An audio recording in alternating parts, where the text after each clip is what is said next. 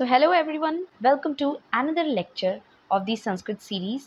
तो जैसा कि आप लोगों को पता है कि संधि का मैंने पहला लेक्चर अपलोड किया था, जिसमें मैंने दीर्घ और गुण संधि ऑलरेडी हो चुकी है हमारी। ठीक है, मैंने पहले ही आपको बता दिया था कि भाई संधि के काफ़ी लेक्चर्स होने वाले हैं और लेक्चर्स शायद थोड़े लंबे लंबे भी होने वाले हैं, पर क्या करूँ, टाइप ही इतने हैं। संधि के पहले तो बेसिक 3 टाइप्स हैं, फिर उसमें हर एक टाइप के और सारे सब टाइप्स हैं, तो शायद संधि में आपको 5 से 6 लेक्चर्स तो जाएंगे ही जाएंगे। ठीक है, लेकिन मैं इतना ज़रूर कह रही हूँ कि अगर आप ढंग से आप लेक्चर्स देखते हो तो मैंने बहुत ईजिली संधि को समझाया है, जितना आपको कहीं पर भी नहीं मिलेगा। तो इसलिए सारे लेक्चर्स को अच्छे से देखो और ट्राई करने की कोशिश करो। और अगर तुम्हें लेक्चर्स अच्छे लगते हैं तो please share it with your friends. ठीक है, खुद तक ही मत रखो, दूसरों तक भी शेयर करो, मुझे भी मोटिवेशन मिलेगा। तो चलो अब आगे का शुरू करते हैं। So we have the third sub type of स्वर संधि, दैट इज वृद्धि संधि। तो सबसे पहले एज वी ऑल नो कि सूत्र इज वेरी इंपॉर्टेंट, इसके मार्क्स मिलते हैं। तो इसका जो सूत्र है, क्या है सूत्र? वृद्धि रेची। So everyone should learn it. ठीक है, अब यहाँ पर क्या होता है कि जब भी किसी शब्द में ये जो आपके वर्ण है ना, ए, ऐ, ओ, औ, ठीक है, ये अगर ह्रस्व आ या दीर्घ आ के सामने आते हैं तो आपकी वृद्धि संधि होती है। और याद रखने के लिए आप ऐसे भी याद कर सकते हैं, ये जो आपके चारों वर्ण हैं ये आपके एच प्रत्याहार में आते हैं। रिमेंबर दी माहेश्वर सूत्र, और उसमें याद करो कि एच प्रत्याहार में कौन कौन से वर्ण थे। इनका एकादेश हो जाता है। ठीक है, एकादेश हो जाता है मतलब कि ये अपनी दीर्घ फॉर्म में आ जाते हैं। ठीक है, इनके सामने जब ये चारों में से कोई भी वर्ण आते हैं तो ये जो है ना, इनकी दीर्घ फॉर्म आ जाती है। ठीक है, जैसा कि हम दीर्घ वाले में करते थे। दीर्घ और वृद्धि का दोनों का लगभग मतलब सेम ही होता है, अगर मैं वर्ड वाइज बात करूं। संधि तो दोनों अलग अलग हैं, लेकिन दीर्घ मतलब लंबा और वृद्धि मतलब किसी चीज में ग्रोथ होना, तो वो भी ग्रोथ होकर लंबी हो जाएगी। ठीक है, तो आपको क्या करना है कि जो छोटी मात्रा वाला होगा उसको बड़ी मात्रा वाले में कन्वर्ट कर देना है। This is very simple. इसके लिए मैं आपको टेबल बना करके दे रही हूँ। ठीक है, इसको याद रखना, बस आपको ये चीज़ जो है आपको रट लेनी है। ठीक है, तो एग्जाम्पल के लिए हम ले लेंगे जल प्लस ओधः। ठीक है, तो इससे क्या वर्ड बनने वाला है, यहाँ पर ज प्लस ल। अभी आपको कैसे अलग करना है ये आपको समझ में आ गया है। ठीक है, प्लस ओ प्लस ध। ठीक है, अब हमें संधि किसकी किसकी करनी है, इस आ और इस ओ की। तो मैंने आपको ऊपर ही बताया, ये मिलकर के क्या बन जाएगा, औ से औरत वाला। ठीक है, तो यहाँ पर क्या आ जाएगा, ज प्लस ल प्लस औ प्लस ध। ये जो औ है ये इस ला पर अब मात्रा की तरह आ जाएगा। So what it will be, ज प्लस लौ प्लस ध। So what will be the final word. ठीक है, क्या वर्ड हो जाएगा, जलौध। I think this one is very easy. ठीक है, इसलिए मैं आपको इसमें सिर्फ एक ही एग्जांपल ले रही हूँ, कुछ नहीं करना है आपको, सिर्फ उसको लंबा फॉर्म में कर देना है। ठीक है, सो फोर्थ संधि जो कि हमें स्वर संधि में देखनी है वो है यण संधि, और इसका जो सूत्र है दैट इज इको यणची। ठीक है, जैसे यहाँ पर यण, यण नाम से ही आपको समझ जाना चाहिए कि यहाँ पर आपका यण प्रत्याहार आता है। अब यहाँ पर याद रखने का आपको बहुत ही सिंपल तरीका है, एक हमारा यण प्रत्याहार हो गया, ठीक है, और एक हमारा इक प्रत्याहार हो गया जो कि इको यणची से निकला है। ठीक है, तो ये सूत्र ही पूरा 2 प्रत्याहार से मिलकर बना है, इक प्रत्याहार और यण प्रत्याहार। अब आप फिर से वापस रिमाइंड करो कि यण प्रत्याहार में कौन कौन से वर्ण आएंगे, इक प्रत्याहार में कौन से वर्ण आएंगे।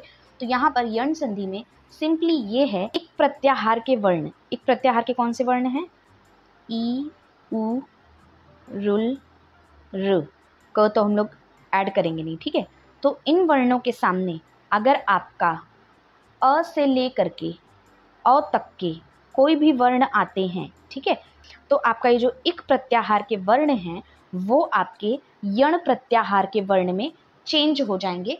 कैसे, मैं बताती हूँ। देखो, आपका ये इक प्रत्याहार है, ठीक है, इसमें मैंने कौन कौन से वर्ण बताए, ई, उ, रुल, रुक, तो हम दीर्घ और ह्रस्व दोनों फॉर्म लेकर के चलते हैं। ठीक है, तो ये हो सकता है उ और उ हो सकता है, ठीक है, और र हो सकता है, ठीक है, और र और इसकी बड़ी फॉर्म र हो सकती है। ठीक है, तो इन सारे वर्ण के सामने अगर आपके अ से ले करके अ तक के कोई भी वर्ण आते हैं माहेश्वर सूत्र के, ठीक है, हिंदी की वर्णमाला के नहीं, माहेश्वर सूत्र के। तो इसमें से कोई भी वर्ण आपके आते हैं तो आपको सिंपली क्या करना है, it will get converted into यण प्रत्याहार के वर्ण। तो उसमें ई जो है, यण प्रत्याहार में कौन कौन आता है, यण प्रत्याहार में आता है य, व, र और ल। तो जहाँ पर ई होगा तो it will get converted into य, उ होगा तो it will get converted into व, र विल गेट कन्वर्टेड इनटू र, और ये र विल गेट कन्वर्टेड इनटू ल, ठीक है। लेकिन यहाँ पर एक पॉइंट बहुत इंपॉर्टेंट है। वो इम्पॉर्टेंट क्या है कि आपको पता है आपके अ से लेकर के अ के बीच में तो आपका ई, उ, रुल, रु भी आता है ना। तो अगर आपके ई के ही सामने इनमें से ई ही आ गया, then what will you do, क्योंकि आप तो क्या करोगे कि यण संधि लगा करके मैंने जो बताया उसमें कन्वर्ट कर दोगे, बट नहीं, आपको यहाँ पर क्लिक होना चाहिए कि अगर इसके सामने इनमें से इसका सेम वर्ण ही आ जाता है तो वो तो सवर्ण संधि हो जाएगी ना।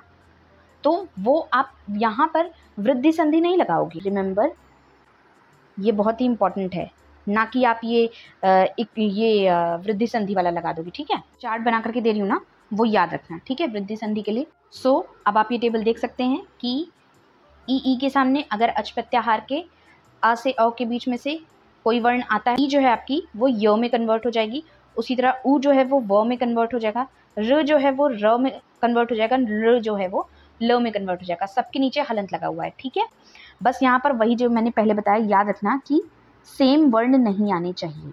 अब ध्यान रखना, यहाँ पर आपकी वृद्धि संधि में आदेश होता है। आदेश मतलब अभी मैं बता रही हूँ।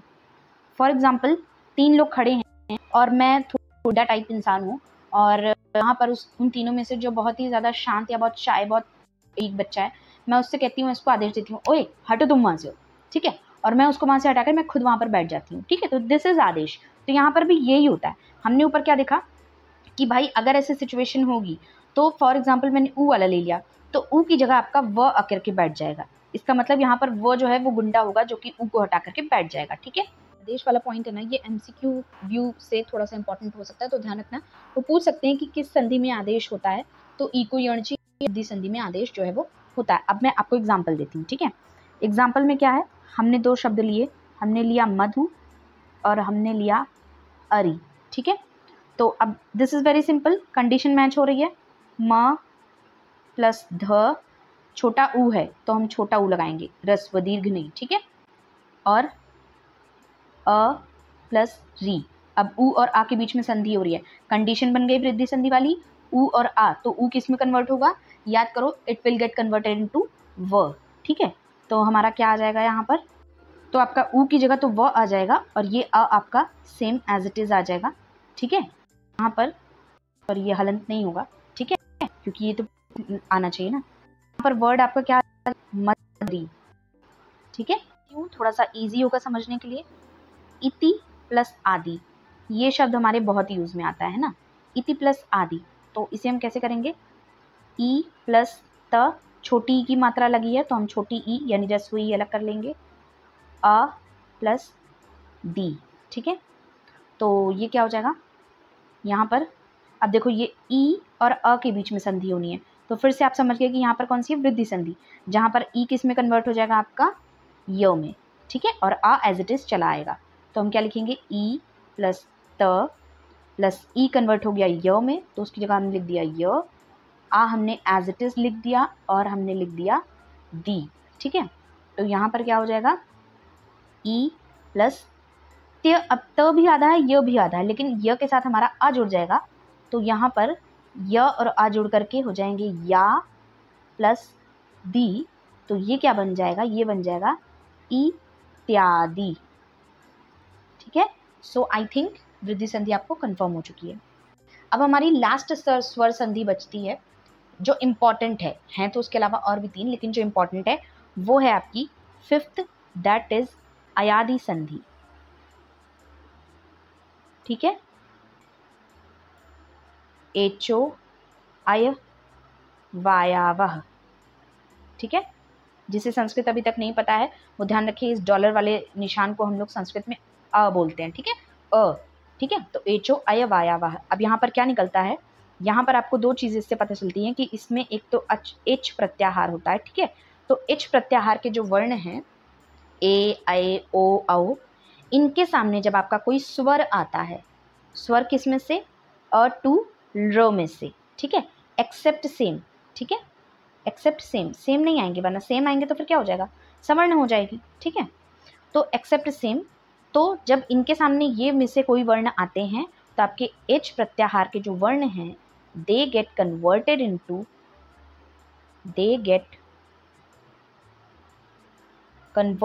इनटू, यानी कि अगर आपका ए, ओ, ऐ, औ ये सारे अच प्रत्याहार हैं, ठीक है, इनके सामने अगर आपका अ से र तक के वर्ण आते हैं एक्सेप्ट सेम, ठीक है, तो आपका क्या होगा, आपका ए जो है it will get converted into आई, ठीक है, आपका ओ जो है it will get converted into अव, ठीक है, आपका आई जो है it will get converted into आई, आपका आओ जो है it will get converted into आव, ठीक है।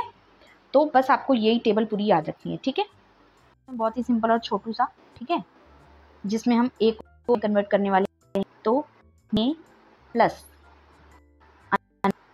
ठीक, तो इसमें क्या है न, अब इसमें लगी ऐ की मात्रा, ठीक है, ऐ, ठीक है, इसमें लगी है ए की मात्रा, ठीक है, अ प्लस नम, ठीक है। अब ए के सामने आ गया तो आपको पता है कि ए किस में कन्वर्ट होना है, ए विल गेट कन्वर्टेड इनटू आई, ठीक है, ये छोटा वाला ए है इसलिए ये आई में जाएगा, बड़ा वाला ए यानी कि ये ए वाला होता तो ये आई में जाता, ठीक है। तो यहाँ पर इसके आगे क्या हो जाएगा, it will get converted into न प्लस आई प्लस अनम, ठीक है। तो यहाँ पर न य के साथ ये आ जाएगा तो ये पूरा का पूरा य हो जाएगा, ठीक है, नय नम, ठीक है, ये क्या हो जाएगा, नयनम। दे देती हूँ अनदर एग्जाम्पल, बहुत ही सिंपल सा, वो क्या है, भो प्लस अनम, ठीक है, भो प्लस अनम, तो यहाँ पर भ प्लस ओ प्लस अ प्लस नम, ठीक है, तो यहाँ पर ओ के सामने आ गया तो ओ किस में कन्वर्ट हो रहा था, अव में कन्वर्ट हो रहा था, ठीक है, अव, तो ये क्या हो जाएगा, भ प्लस अव प्लस अ प्लस नम। ध्यान रखना यहाँ पर भी आदेश ही हो रहा है, ठीक है, यहाँ पर भी आदेश है, ठीक है। तो एक आपका आदेश किस में था, एक आपका यण संधि में आदेश था, और अब आपका एक आदेश किस में आ रहा है, ये आपका अयादि में आ रहा है, ठीक है। तो इन दोनों में आदेश है, क्योंकि यहाँ पर आप देख रहे हो इससे पहले की संधि में क्या हो रहा था, हम दो वर्ण जोड़ रहे थे तो उसकी जगह कोई तीसरा आ रहा था, लेकिन यहाँ पर क्या है, इसके सामने जब ये आ रहा है तो इसके सामने दूसरा कोई आ जाएगा और ये वैसा का वैसा बना रहेगा, ये हटेगा नहीं, ठीक है। तो मैंने ओ की जगह अब लगा दिया, लेकिन अब भी मैं लेकर के आई हूँ, इसको मैंने हटाया नहीं है, ये बात बहुत इंपॉर्टेंट है, ध्यान रखना वरना मिस्टेक हो सकती है, ठीक है। तो भ और आ मिलकर के हो जाएंगे भ, व और आ मिलकर के हो जाएंगे व, और नम तो है ही, तो what will be the final word, it will be भवनम, ठीक है।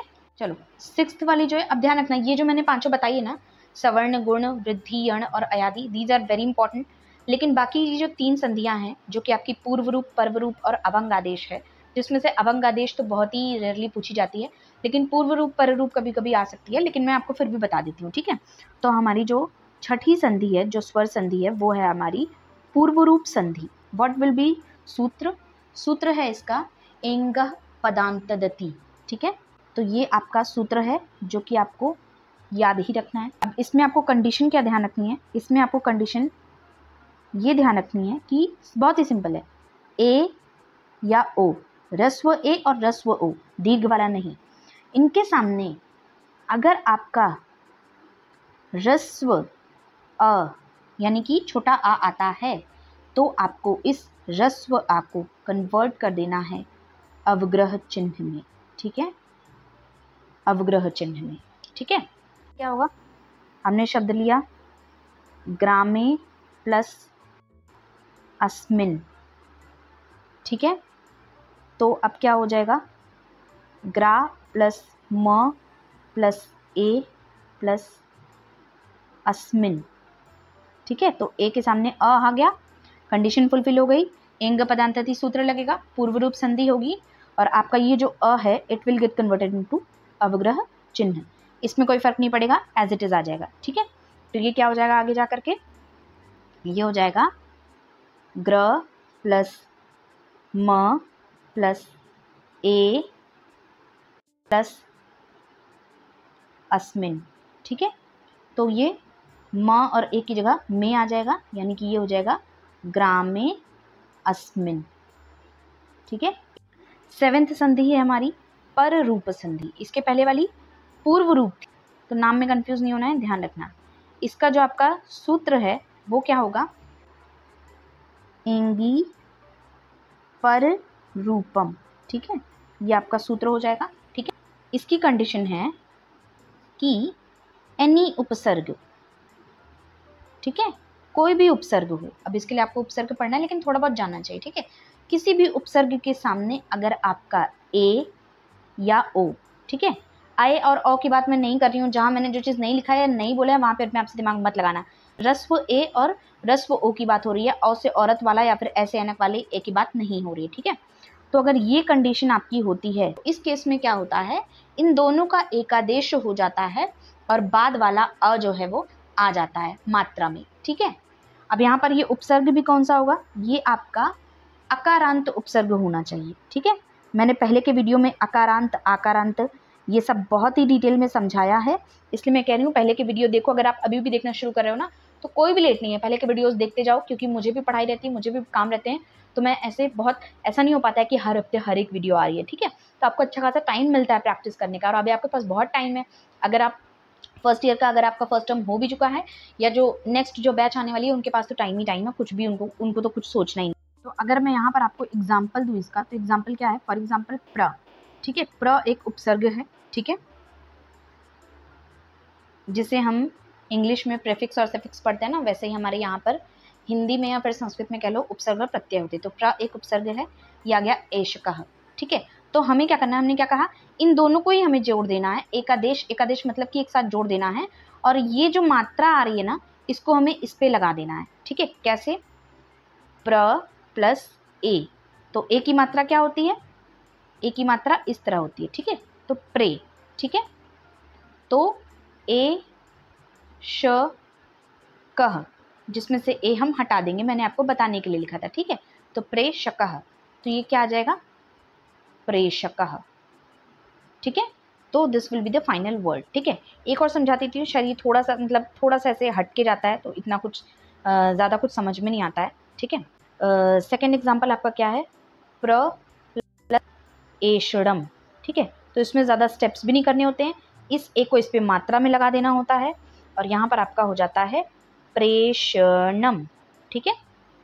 सो 8th एंड लास्ट है, ठीक है, which is not very important, ठीक है, नो, ठीक है। तो इसको हम बोलते हैं प्रकृति भाव संधि, ठीक है। इसका जो सूत्र है ई द्विवचनम प्रग्रह्यम, ठीक है, ई द्विवचनम प्रग्रह्यम। अब इसमें क्या होता है, कंडीशन इसकी क्या है, कंडीशन ये है कि कोई भी द्विवचन शब्द जो है, ठीक है। अब तुम धातु रूपावली पढ़ोगे तभी तुम्हें पता चलेगा द्विवचन एक वचन हम कैसे जानते हैं, क्योंकि यहाँ पर हिंदी की बात नहीं हो रही है, हिंदी में तो फिर भी इजी हो जाता है, या मराठी की बात नहीं हो रही है, ठीक है। यहाँ पर हमें संस्कृत की बात हो रही है, तो you have to read the dhatu rupavali, ठीक है। तो जो द्विवचन शब्द होते हैं, ठीक है, इनके एंड में अगर आपका ई, बड़ा ऊ, ए, ये तीन अगर आ रहे हैं तो ये तीन एज इट इज रह जाएंगे, there will be no change. लेकिन कब, यानी कि द्विवचन शब्द हो और उसके एंड में ये आ रहा हो, ठीक है, और साथ ही इसके साथ आपका कोई स्वर लग जाए, ठीक है। स्वर कौन सा, आपके माहेश्वर सूत्र वाला स्वर, ठीक है, अ से लेकर के जहाँ तक आपका स्वर खत्म होता है वहाँ तक, ठीक है। तो द्विवचन शब्द हो ऐसा शब्द जिसके एंड में आपका ई उ ए ऐसा कुछ आ रहा हो और उसके सामने स्वर आ रहा हो तो वो एज इट इज आप लिख देंगे, कोई चेंज नहीं करेंगे। दिस इज ई द्विवचनम प्रग्रह्यम और दी प्रकृति भाव संधि। देखो मैंने कहा कि द्विवचन शब्द लो, ठीक है। तो द्विवचन शब्द जैसे कि हमारा एक हरि हो गया। अब तुम जब पढ़ोगे तो धातु रूपावली तभी तुम्हें पता चलेगा कि हरि द्विवचन कैसे, ठीक है। तो हरि एक द्विवचन शब्द है। अब मैंने कहा कि एंड में ई उ या ए आना चाहिए, वो भी दीर्घ वाला, ठीक है। अगर यहाँ पर ये हरि होता तो ये नहीं लगता, क्यों? क्योंकि ये छोटी ई है और मैंने कंडीशन में छोटी ई की बात नहीं की है, मैंने कंडीशन में बड़ी ई की बात की है, ठीक है। बड़े ऊ की बात की है और ए में ए की बात की है। तो द्विवचनांत शब्द है और इसके एंड में अगर आपको ये, तो यहाँ पर तो नहीं लगेगा, ठीक है। लेकिन मैंने लिया हरि तो यहाँ पर बड़ा ई है तो यहाँ पर फॉलो होगा, ठीक है। तो अब मैंने ये ले लिया, ये द्विवचन वाला शब्द भी है और इसके एंड में ई भी है, कंडीशन फुलफिल हो रही है। अब इसके सामने अगर कोई स्वर आ जाए तो फॉर एग्जाम्पल एतव, अब ए क्या है? स्वर है, ठीक है। माहेश्वर सूत्र में से कंडीशन इज फुलफिल्ड। तो मैंने क्या बताया आपको, एज इट इज कर देना है, नो संधि बंधी कुछ भी रूल नहीं लगाना है, फालतू का बस ऐसे ही उतार देना है, ठीक है। तो वर्ड क्या हो जाएगा? हरि एतव, this will be your final word, ठीक है। बस इस तरह से इस लास्ट प्रकृति भाव संधि के साथ, जो कि आपकी 8th टाइप की आपकी स्वर संधि थी, हमने स्वर संधि कंप्लीटली खत्म कर ली है, ठीक है। तो स्वर संधि अच्छे से ये वीडियो देखो, ठीक है। मैंने बहुत ट्राई किया बट यार लंबी वीडियो की टाइम भी लगेगा क्योंकि इतना ईजी टॉपिक नहीं है, ठीक है। और मैं बहुत ही ईजी वे में आपको बहुत अच्छे से समझाना चाहती हूँ।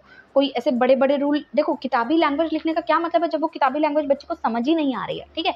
अब मैं अगर सिंपली बोल देती यहाँ पर एक आदेश हो जाता है, लेकिन मैं आपको एक आदेश का मतलब नहीं बताती तो आपको कैसे समझ में आता है, ठीक है। तो इसलिए मैं इजी से इजी में मैं आपको समझाने की कोशिश कर रही हूँ, ठीक है। अच्छे से वीडियो देखो, स्वर संधि पूरी तरह कंप्लीट हो चुकी है। जा करके बुक में से क्वेश्चन सॉल्व करो, समझने की कोशिश करो, नोट्स बनाओ। और जैसा कि मैंने आपको टेलीग्राम पे अगर आप हैं तो भी आपको पता होगा, वीडियो में भी मैंने बताया है कि पहले मैं ऐसे इस तरह से इतने प्रॉपर ऐसे नोट्स जैसे नहीं बनाती थी, लेकिन अभी मैं ट्राई कर रही हूँ। देखो मेरे पास ज़्यादा टाइम नहीं होता है, इसलिए मैं बहुत ऐसे नोट्स प्रॉपर तो नहीं तुमको बना के दे सकती हूँ, लेकिन वीडियो बनाने के लिए मैं जो खुद से लिख रही हूँ ना, इसका मैं तुम्हें एक PDF करके ज़रूर हर लेक्चर के बाद दे सकती हूँ। मैं ट्राई करूँगी, मैं कंफर्म नहीं कर रही हूँ बट मैं ट्राई करूँगी, ठीक है, तुम्हारे लिए। तो ये आपको टेलीग्राम पर मिल जाएगा। और फिर एक बहुत इंपॉर्टेंट चीज़ जो मैं आपको बता रही हूँ, 2020 में जिन एडमिशन लिया था BMS में, उनके लिए मेरा अलग ग्रुप है जिसका नाम कायु वेदा है, ग्रुप का नाम, टेलीग्राम ग्रुप का नाम। और जिन्होंने अभी 2025 में एडमिशन जो लेने वाले हैं उनके लिए मैंने आयुर संकल्प नाम का एक दूसरा बैच बनाया है, एक दूसरा ग्रुप। तो please do not join the other batch, ठीक है। आप जिस बैच के हो, 2025 वाले हो तो आयुर संकल्प ज्वाइन करो, 2024 वाले हो तो कायु वेदा ज्वाइन करो, ठीक है, वरना बहुत मेसी हो जाएगा तुम्हारे लिए, ठीक है। तो चलते हैं, वीडियो अच्छी लगी हो तो लाइक कर दो, शेयर कर दो, फॉलो कर दो यार। तुम्हारी अगर इतनी हेल्प कर रही हूँ अपना टाइम निकाल करके, तो तुम्हें भी तो मेरी हेल्प करनी चाहिए ना। तो अपने फ्रेंड्स के साथ शेयर करो। चलो बाय बाय, मिलते हैं नेक्स्ट लेक्चर में जिसमें हम पढ़ने वाले हैं व्यंजन संधि। Bye bye, take care.